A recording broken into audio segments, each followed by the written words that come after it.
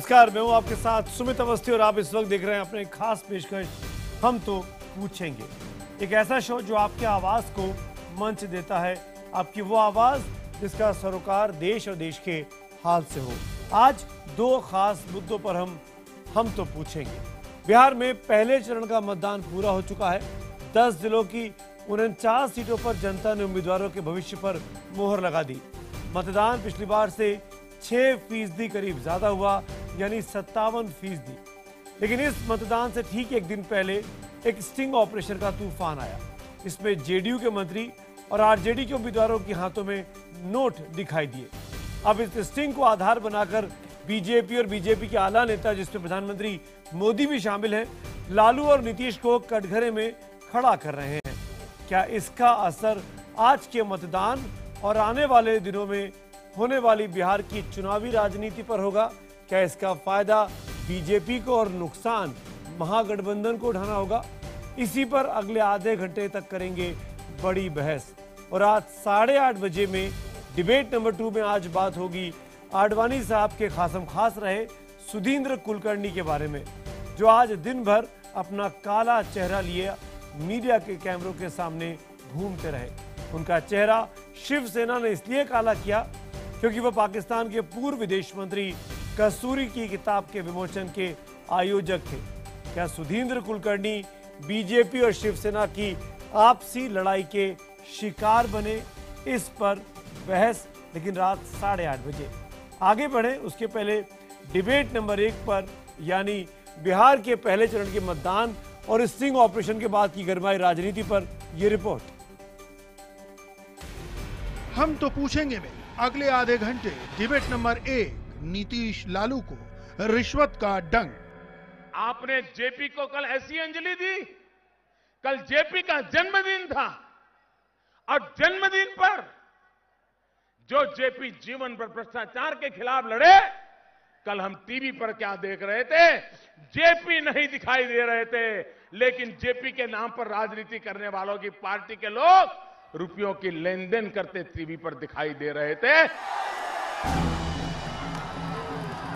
बिहार में एक तरफ बम्पर वोटिंग हो रही थी, दूसरी तरफ भभुआ में प्रधानमंत्री नरेंद्र मोदी अपने बयानों के तीर से नीतीश कुमार और लालू यादव को घायल कर रहे थे। स्टिंग का यह तीर वोटिंग से अचानक एक दिन पहले ही उनके हाथ लगा। रविवार को अचानक एक वीडियो यूट्यूब पर वायरल हो गया। एक्स फाइल नाम की किसी अनामसी एजेंसी की तरफ से लोड इस वीडियो में दावा किया गया है कि बिहार के नगर विकास और निबंधन मंत्री अवधेश कुशवाहा, आरजेडी प्रत्याशी और लालू के करीबी माने जाने वाले जहानाबाद से आरजेडी उम्मीदवार मुंद्रिका सिंह यादव, मखदूमपुर से जीतन राम मांझी के खिलाफ चुनाव लड़ रहे आरजेडी उम्मीदवार सूबेदार दास और कोसी से आरजेडी उम्मीदवार कृष्ण नंदन वर्मा के भाई नितेश पैसे ले रहे हैं। दावा किया गया है कि ये नेता रिश्वत इसलिए ले रहे थे कि सरकार बनने पर कारोबार में मदद करे। इस स्टिंग को बीजेपी ने हाथों हाथ लिया और सुशील कुमार मोदी ने बाकायदा पीसी करके प्रोजेक्टर पर यह वीडियो दिखाकर नीतीश के सुशासन पर सवाल उठाए। पूरा आकंठ ये सरकार भ्रष्टाचार में डूबी हुई है और ये तो एक केवल बानगी, एक ट्रेलर है कि कुछ लोग पकड़े गए जो जनता के सामने उजागर हुआ है। जो आरोप लगाया गया है इसका डट करके जो सही बात है जनता के सामने लाने का मैं कोशिश करूंगा। स्टिंग के सामने आते ही नीतीश कुमार ने अपने मंत्री अवधेश कुशवाहा का न सिर्फ मंत्री पद छीना बल्कि उनकी उम्मीदवारी भी छीनी, लेकिन लालू ऐसा कुछ भी करते नहीं दिखे। 2 लाख रुपया लेकिन हम तो पूछेंगे, क्या वोटिंग से पहले नेताओं का स्टिंग में फंसना लालू नीतीश को भारी पड़ेगा? तो जरा ध्यान से इस सवाल को सुनिए, क्योंकि आपको हमारे एसएमएस पोल में हिस्सा भी लेना है। हम तो पूछेंगे का आज का सवाल है कि क्या वोटिंग से पहले नेताओं का स्टिंग में फंसना लालू और नीतीश को भारी पड़ेगा?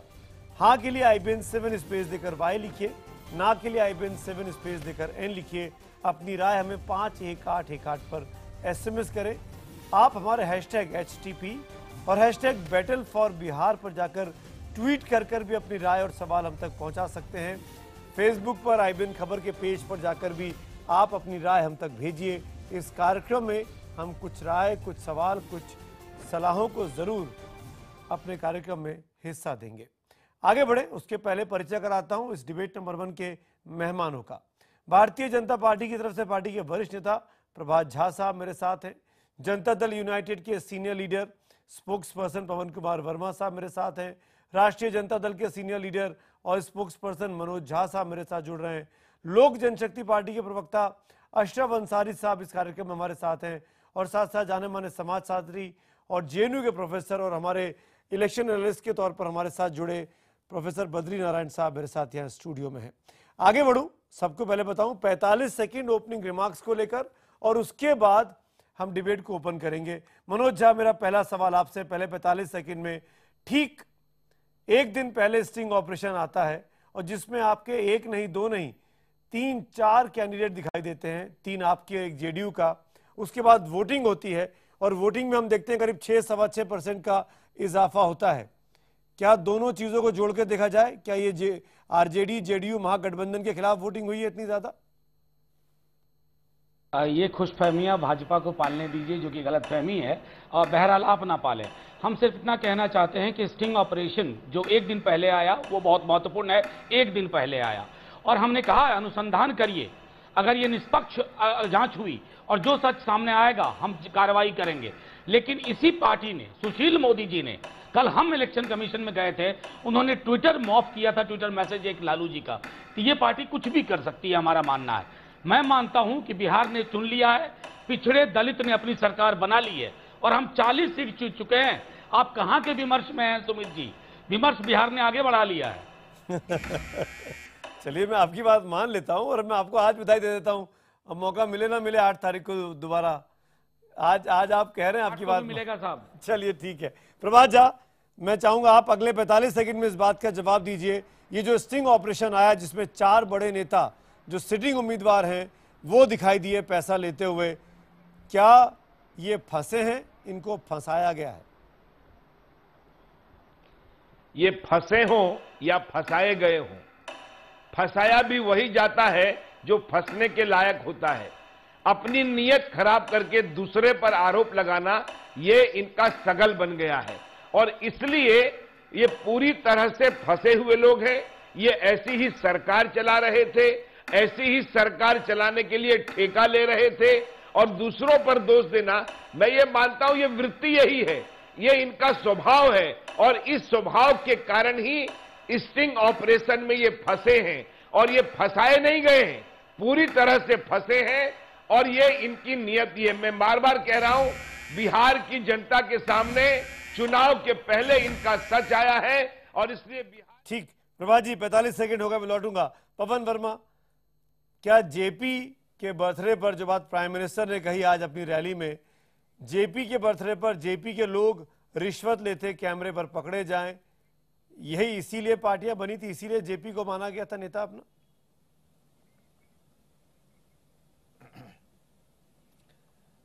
सुमित जी, सबसे पहले इसकी निष्पक्ष जांच होनी चाहिए। जांच के पहले ही नीतीश जी ने तुरंत एक्शन लिया, मंत्री को अपनी पोजीशन से बर्खास्त किया और उनको चुनावी टिकट देने का भी उन्होंने मनाही की है। खैर, जो आज बीजेपी इसका आरोप लगा रही है, उससे मैं पूछना चाहता हूं कि जब इतने ठोस सबूत ललित गेट और व्यापम में जब उनके पार्टी के खिलाफ थे, क्या उनकी पार्टी ने ऐसा एक्शन तुरंत लिया? पार्लियामेंट चल रहा था, वहां मांग थी, उन्होंने चुप्पी साधी रही। ये मैं आपसे कहना चाहता हूं, साम दाम दंड भेद की राजनीति चलेगी नहीं। हमें 2/3 3/4 बहुमत मिली है पहले फेज में जी, इसलिए। ठीक, 45 सेकंड होगा, मैं लौटूंगा आपके पास। आखिर में आऊंगा मैं आपके बद्री नारायण जी, लेकिन उसके पहले अंसारी साहब, मैं आपसे पूछना चाहूंगा, क्या बिहार की जनता पर असर होगा इस स्टिंग का?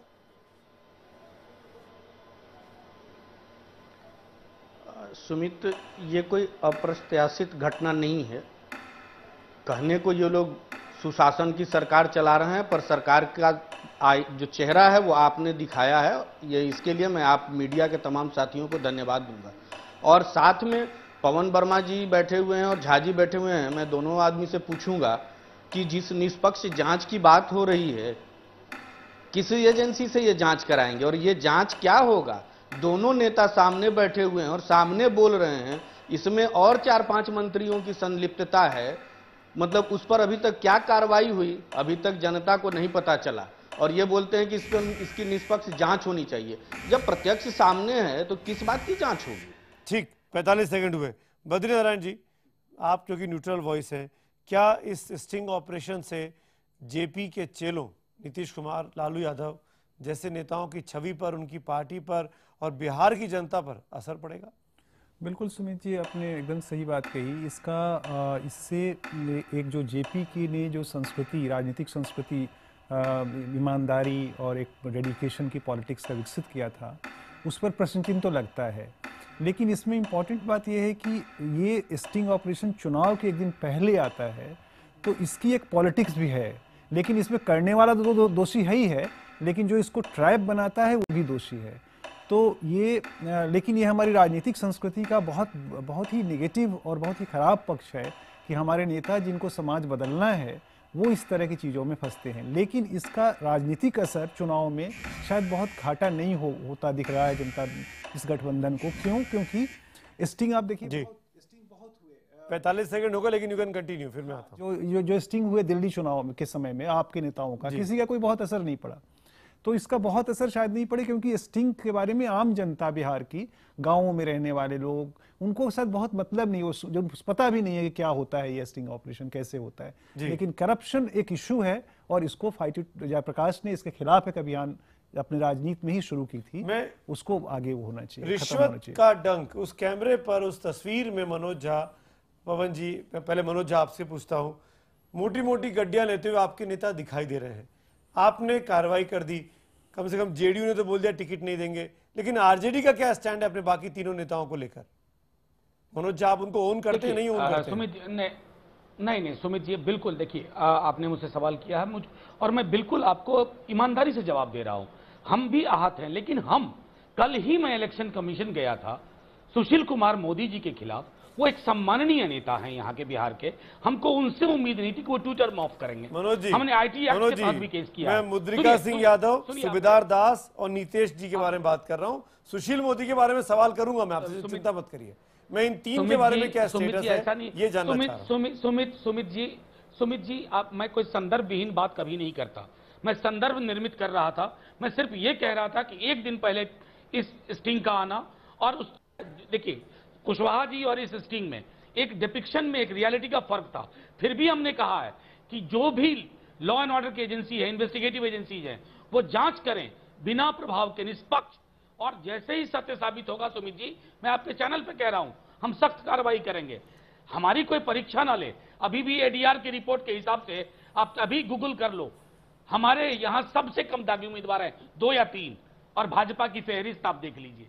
तो हमें कोई यह ना बताए, हम जान रहे हैं भाजपा गोल पोस्ट बदल रही है। मैं एडीआर की लिस्ट पे भी बात कर सकता हूं आपसे, लेकिन तीन लोगों को आपने अपना उम्मीदवार माना हुआ है।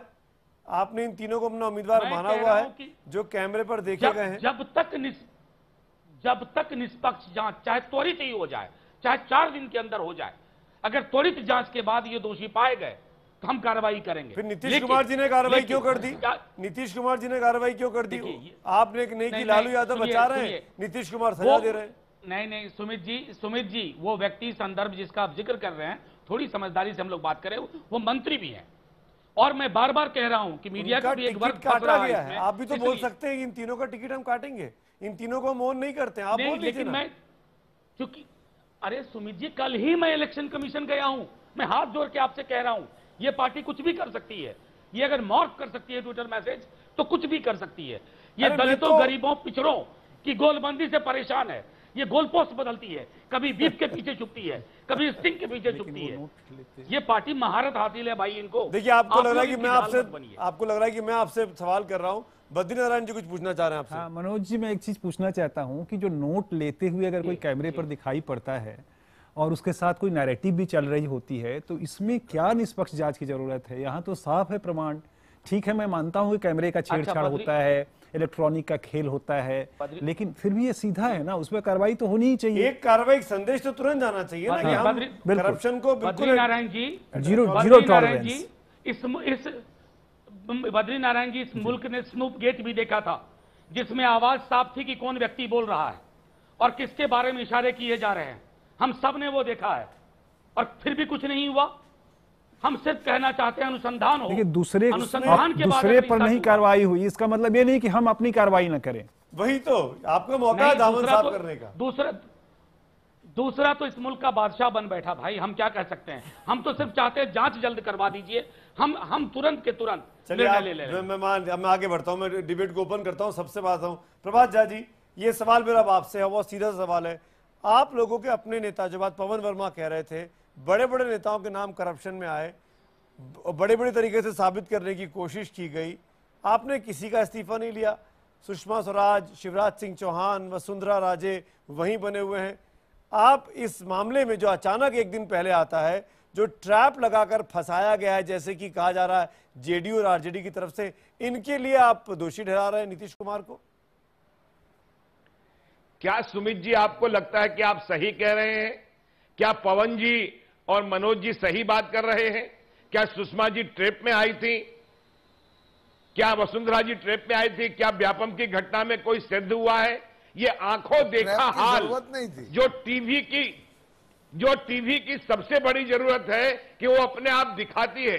आप सब कुछ दिखा रहे हैं, उसके बाद भी सवाल कर रहे हैं, इसलिए कि ऐसे और उसकी तुलना व्यापम से करें, उसकी तुलना ललित गेट से करें, उसकी तुलना आप सुषमा जी, ये एकदम गलत वाहियात बात है।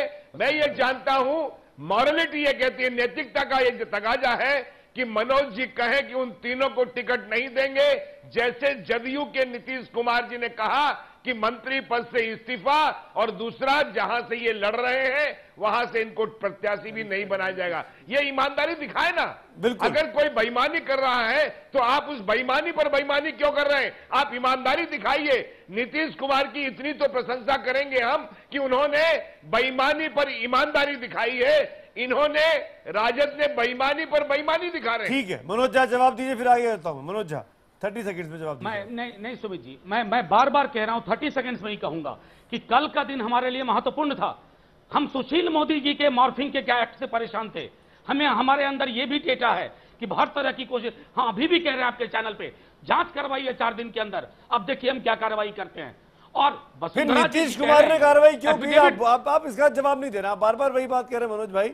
लेकिन आप नीतीश कुमार ने जो कार्रवाई की कुशवाहा जी पर, उसको भी आलोचना कर दीजिए। नीतीश कुमार ने जल्दबाजी कर दी। आप नहीं, आप सुमित जी, आप अगर मेरे बदले बोलना चाहते हैं तो बोल लें। मैं सवाल सिर्फ इतना तो कि पूछना नीतीश मेरा कुमार काम है जी ना। के साथ सुशील, नहीं तो जवाब भी आप धैर्यपूर्वक सुन लें। बोलिए। नीतीश कुमार जी के साथ सुशील मोदी जी वाला हादसा नहीं हुआ था। हम भुक्तभोगी थे। हमारे ट्विटर हैंडल के साथ छेड़छाड़ हुई है, ट्विटर मैसेज के साथ छेड़छाड़ हुई है। और प्रभात जी कह रहे हैं वसुंधरा जी ने कहा, एफिडेविट दिया कि ये भारतीय अधिकारियों के समक्ष नहीं आना चाहिए। बताइए, इससे बड़ा करप्शन हो सकता है? इससे कोई बड़ा करप्शन हो सकता है? और उस पर चुप्पी। पवन, और यहां आके बड़ी बड़ी बातें। पवन वर्मा जी, आज की जो 6% पोलिंग ज्यादा हुई, क्या इन दोनों चीजों को जोड़कर नहीं देखना चाहिए कि बिहार के लोगों में बदलाव की मूड है, इसीलिए बाहर निकलकर ज्यादा आ रहे हैं, बिल्कुल नीतीश कुमार के खिलाफ वोट कर रहे हैं, और उसमें ये स्टिंग जो है वो तड़के का काम कर रहा है? सुमित जी, हकीकत मैं आपको जमीन से बता रहा हूं, जो रिपोर्ट्स हमें मिली हैं, ये भारी तादाद में जो चुनाव हुआ है, ये पूरे महागठबंधन के समर्थन, ये पूरे महागठबंधन के समर्थन में है। मैं आपको आज कह रहा हूं, 8 नवंबर को हम फिर मिलेंगे इंशाअल्लाह।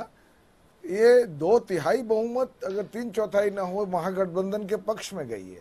और बीजेपी की हालत हताशा की है, निराशाजनक है। तो वो कोई भी पैतरा, कोई भी हथकंडा, मैं भ्रष्टाचार की कभी भी कोई भी उसका सपोर्ट, समर्थन नहीं कर रहा। पर मैं आपसे एक चीज जरूर अनुरोध करना चाहता हूँ, बीजेपी से हमको भी सीखना है। एक चीज मैं खत्म कर रहा हूँ, बीजेपी से हमको सीखना है कि स्टिंग ऑपरेशन भी कराना चाहिए। हम चाहते हैं कि वो एजेंसी जिसका इस्तेमाल वो करते हैं हमें भी दें, तो लाखों में नहीं, करोड़ों में रुपए पाए जाएंगे। जिस तरह से बीजेपी पैसा बहा रही है बिहार में। आपने बिल्कुल ठीक कहा। प्रशांत किशोर को आप लोगों ने बीजेपी से सीखा, बीजेपी से ले लिया, अपना एडवाइजर बनवा लिया सीएम का, और वो कैंपेन को देख भी रहे हैं। लेकिन मेरा सवाल बहुत सीधा सा है, अगर बीजेपी ये कर सकती थी तो आपने क्यों नहीं सोचा? सब कुछ सीखा हमने, आप भी कर लेते। होशियारी किसने मना किया था? सब कुछ सीखा हमने, न सीखी होशियारी। और ये आखिरी मौके पर जो भी कोशिश है, नीतीश जी ने तो एक्शन ले लिया तुरंत। और मैं आपसे एक सवाल और पूछना चाहता हूं सुमित जी, आपके जरिए से ऑडियंस से, अगर स्टिंग ऑपरेशन की फुटेज पर एक्शन होने लगे, क्योंकि आज टेक्नोलॉजी के कई पैंतरे हैं कि कुछ भी जोड़ा जा सकता है। खैर, हमने तो एक्शन ले लिया और आरजेडी भी कह रही है तुरंत निष्पक्ष जांच कीजिए, अगर गिल्टी होंगे तो हम उनको टिकट नहीं देंगे। पर मैं आपसे कहता हूं, स्टिंग ऑपरेशन टेक्नोलॉजी तो आजकल कुछ भी दिखा सकती है, क्या उसकी जांच नहीं होनी चाहिए? हमने तो फिर भी तुरंत एक्शन ले लिया। पर बीजेपी के इस तरह की हथकंडों को अपनाना उनके हताशा का परिचायक है, और वो भी चुनाव के एक दिन पहले। ये आप कैसे कह रहे हैं कि बीजेपी ने कराया? आपके पास सबूत है? आप बताइए मुझे कि सुषमा स्वराज, मैं आपसे कह रहा हूं कि सुषमा स्वराज और वसुंधरा राजे और व्यापम में शिवराज सिंह चौहान के तो खिलाफ स्टिंग गेट की कोई जरूरत ही नहीं है, प्रामाणिक है जो उनका भ्रष्टाचार के सबूत है। नहीं, आप इसका बताइए ना, उन्होंने एक्शन ये जो कल स्टिंग आया बिहार में, ये आपके पास मांगा? क्या सबूत है कि ये बीजेपी ने किया है या कराया है? ये आप कैसे कह सकते हैं पवन जी? मैंने तो आपसे सिर्फ एक बात, मैंने सिर्फ हो जाए कि बीजेपी ने ना कराया और बड़े विनम्रता से कही, ये भी ये इसकी भी जांच नहीं। एक और बात मैं कहना चाहता हूं, मैंने विनम्रता से कहा कि ये हुनर स्टिंग ऑपरेशन की हमें बीजेपी अगर सिखा दे तो लाखों में नहीं करोड़ों में इनकी किस तरह से पैसा बहा रहे हैं ये बिहार में, ये सब साफ आ जाएगा। हम सिर्फ इलेक्शन कमीशन के पास जाकर शिकायत करते हैं। बद्री नारायण जी कुछ बोलना चाह रहे हैं? बद्री नारायण, मैं ये कहना चाह रहा था सुमित जी कि ये हो रहा है कि उन्होंने ऐसा किया, उन्होंने ट्रैप उनका दामन ज्यादा हमसे ज्यादा उनका दामन काला है क्यों? और जब टिकट बांटते हैं तो क्यों ऐसे लोगों को टिकट देते हैं जो बाद में चल के अवधेश कुशवाहा में या लक्ष्मी बागरू में या किसी उसमें बदल जाते हैं? तो जो कहते हैं ना, जब आप वृक्ष गलत रोपेंगे, बोए पेड़ बबूल का आम कहाँ से हुए? तो क्यों ऐसा करते हैं? इस राजनीतिक संस्कृति को ये सब बड़े समझदार और ज्ञानी लोग हैं। आप बीजेपी के लिए भी कह रहे होंगे? मैं सबके लिए कह रहा हूँ, आपके लिए भी और बीजेपी के लिए भी और आरजेडी के लिए भी, सबके लिए कह रहा हूँ। सबके लिए कॉमन है। Thank you. लेकिन अंसारी साहब, थैंक यू फॉर दैट। ये चीज तो हर पे से शामिल होगी सर, पांचों उंगलियां बराबर नहीं होती, हम सब जानते हैं।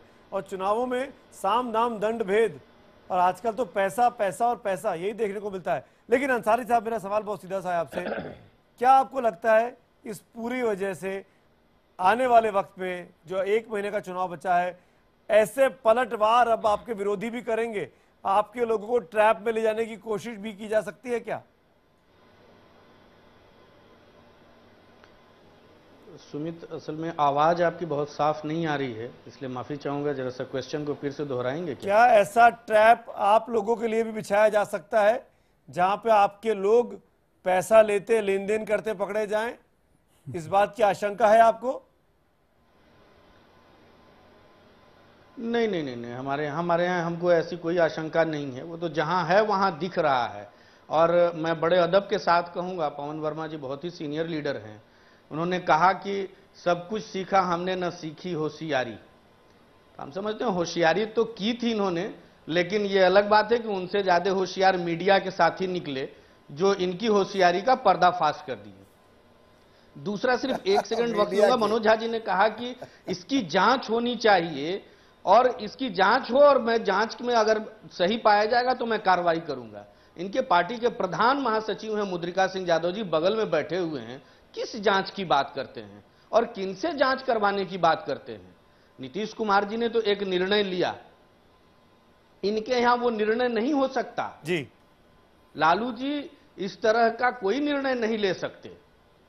अब ये जांच होगा, ये बात तो ठीक है। बीजेपी के एक नेता ने कहा भी, बीजेपी के आज एक नेता ने ये बात कही भी कि जो लालू यादव खुद सजा याफ्ता है, वो कैसे किसी को बोले कि कुर्सी छोड़ दो, टिकट छोड़ दो। खैर, ये तो बिल्कुल अलग प्रश्न है सुमित जी। एक कानूनी लड़ाई, आप लोग तो पढ़े लिखे लोग हैं, फर्स्ट अपील को कहते हैं प्राइमरी ट्रायल। तो खैर उतनी तो उनको आप एल्बो रूम दीजिए कि वो भी सांस ले सकें बाकियों की तरह। और मैं भी जानता हूं इस मुल्क में पिंजड़बद्ध तोता जो है, पिंजड़बद्ध तोता आजकल कंट्रोल्ड और रिमोट कंट्रोल तोता है। मैं अंसारी साहब से कहना चाहता हूं, जरा फेहरिस्त, बार बार कह रहा हूं सुमित भाई, फेहरिस्त निकाल के देख लीजिए एडीआर की, और एक किसी के रिप्रेजेंटेशन ऐसा कर दे पूर्वाग्रह से कि लालू जी ऐसा नहीं कर सकते, मैं समझता हूं कि नाइंसाफी है उस व्यक्ति के साथ भी, उस दल के साथ भी।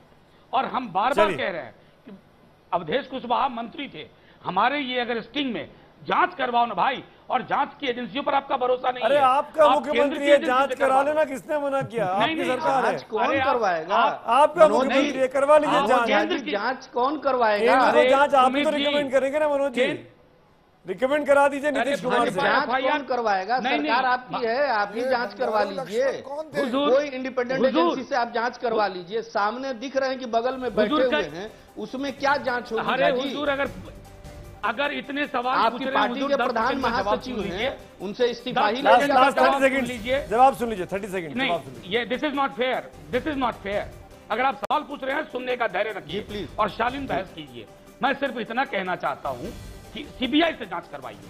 भाजपा बहुत हाथ है ना, सीबीआई उनके हाथ में है, जांच करवाएं, और अगर निर्णय आएगा उचित विचित, हम उसके पक्ष में होंगे, हम तुरंत टिकट काटेंगे, कठोर निर्णय लेंगे। ठीक है मनोज भाई, शुक्रिया। आप मेहमानों का शुक्रिया अदा करूंगा।